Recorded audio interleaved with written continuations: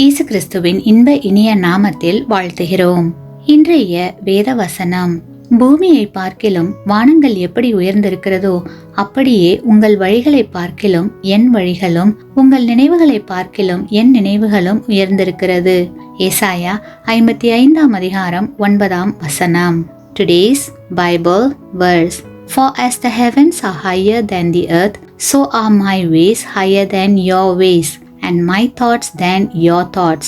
Isaiah chapter 55 verse 9.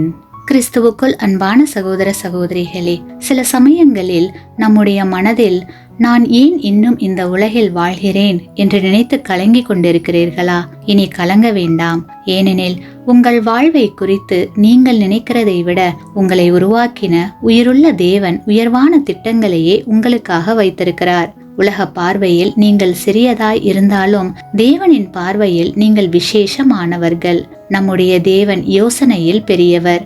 தேவன் மேலான திட்டங்களை உங்களுடைய வாழ்வில் செய்து உங்களை பெருக பண்ணுவார். ஆமேன்.